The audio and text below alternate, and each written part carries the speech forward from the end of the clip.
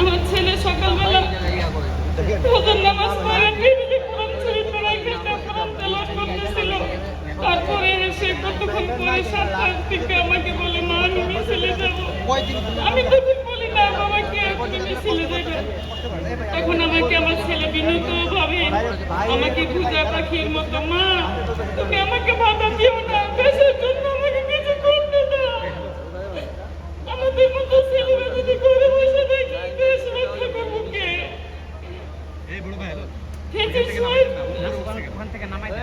জালিম সরকার যে অবস্থা করতেছে, আমার ছেলে কি অপরাধ ছিল? আমার ছেলে আলেমুল আমাকে ভালোবাসতো, আমার ছেলে নবীকে ভালোবাসতো।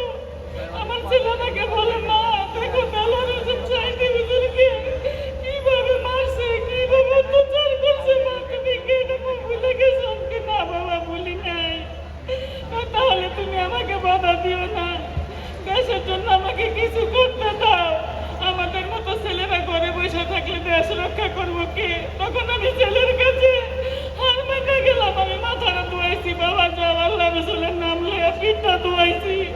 বাবা আমি তোমাকে আর বাধা দিব না, যাও তুমি দেশের জন্য কিছু করো। আমার একটাই ছেলে ছিল, বংশের ছেলে নাই, 3 ভাইয়ের 1 ছেলে। যখন বংশের ছেলে নাই সবাই আমাকে, আমি সবার ছোট, আমি বলছি আল্লাহ এই বংশের ছেলে না, তুমি এই বংশে একটা নেক সন্তান দান করো, আমি যেন আখেরাতের বুড়া বানাইতে পারি, হাফেজ মাওলানা বানাইতে পারি। আমি ওই ছেলেকে অনেক কষ্ট করে মানুষের মতো মানুষ করছি, হাফেজ বানাইছি, মাওলানা বানাইছি। এই ফেজির সরকার, জালিম সরকার আমার ছেলেকে বাঁচার মতো বাঁচতে দিল না। আমার ছেলের অনেক আশা ছিল, বড় একটা মুফতি আলেম ওলামা হবে, বড় কলমের শিল্পী হবে। আমাকে বলছে, মা আমি দেখো আমি কি করি, আমি তুমি আমার জন্য কোনো চিন্তা করো না। আমার ছেলে আমাকে অনেক বুঝাইছে, ওর বাবা ওর লেখাপড়া করাইবো না। ওর বাবা বলে, না চাকরি করো, এই লেখাপড়া করে কি লাভ? মাওলানা গো চাকরি নাই, মাওলানা গো কোনো সার্টিফিকেট নেই, মাওলানা গো কিচ্ছু নাই, কোনো দাম নাই। আমি কই না, আমি ওরে মাওলানা পড়াইমু, হাফেজ মাওলানা বানাইমু, ওর যে কোনো একটা সম্মান আল্লাহ দিবই। আমি যদি ওর কোনো জায়গায় চাকরি না হয়, আমার মামা গো আমি মাদ্রাসা আছে, আমি ওই মাদ্রাসায় চাকরি দিয়ে দেবো, তুমি চিন্তা করো না। আমি নিজে পড়াইছি আমার ছেলেকে, আমি নিজে পরিশ্রম করে কাজ করে আমার ছেলেকে আমি পড়াইছি। আর বাবা পড়ায় নাই, আর বাবা পড়াইবো না। ওই ছেলে আমার বাঁচতে দিল না, আমি কি করে এখন বাচ্চা আছি? আমার একটাই সন্তান ছিল, আমি এই সন্তানের বিচার চাই। যাত্রাবাড়ি থানার সামনে 8-10টা পুলিশে পিটাইছে, 8-10টা পুলিশে পিটায় তারপর আমার ছেলেকে গুলি করছে। আবু সাইদকে যেভাবে মারছে আমার ছেলেকে, তার চাইতে বেশি কঠোর ভাবে মারছে। আমি এই বিচার চাই সরকারের কাছে, উপদেষ্টার কাছে, সবার কাছে, আলেম ওলামার কাছে। আমার ছেলে আলেম ওলামাকে ভালোবাসে, আমার ছেলে দেশের জন্য জীবন দিছে, আলেম ওলামাকে মহব্বত করতো। সবার কাছে আমার একই অনুরোধ, আপনারা এই পুলিশগিরি শনাক্ত করে, এই পুলিশগিরির বিচার করে এই বাংলার মাটিতে দেখে নেন না হাসিনা আসলে একা। আর আপনারা কত আলেম ওলামা, কত ছাত্র, আপনারা কত, আপনার ঐক্য অনেক শক্তিশালী।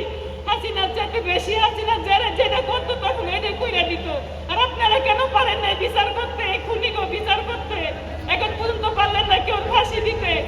আমি বিচার চাই, আমার ছেলের বিচার যদি আমি বাংলার মাটিতে দেখে যাই, আমি মহিলাও শান্তি পাইব, আমি মনের সান্ত্বনা দিতে পারবো। আমার ছেলের বিচার আমি দেখে গেছি, আমার ছেলে যেভাবে পিটাইছে কোনো মা এটা সহ্য করতে পারবো না। আমি সরাসরি মিডিয়াকে বলছি, হাসিনার যেভাবে, হাসিনার অনুরোধে যেভাবে পুলিশ আমার ছেলেকে পিটাইছে, আমি চাই হাসিনার ছেলেকে এইভাবে আনেন। আইন না হাসিনার ছেলেকে হাসিনার সামনে এইভাবে পিটাই, পিটাই দেখি হাসিনার মনে কত কষ্ট, কত দুঃখ।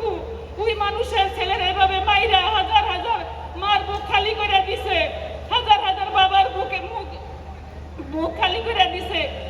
এই জগতে সবচেয়ে বেশি কষ্টদায়ক ঘটনা সন্তানের কাঁধ, সন্তানের লাশ বাবার কাঁধে। বাবা এখন কিভাবে বাচ্চা আছে, সারাক্ষণ মন মরা হয়ে থাকে, রাত্রে ঘুম আসে না, বিছনায় শুইতে গেলে চটপট করে, ছেলের জন্য হাহাকার করে। ছেলে ঘরে নাই, একটাই ছেলে ছিল।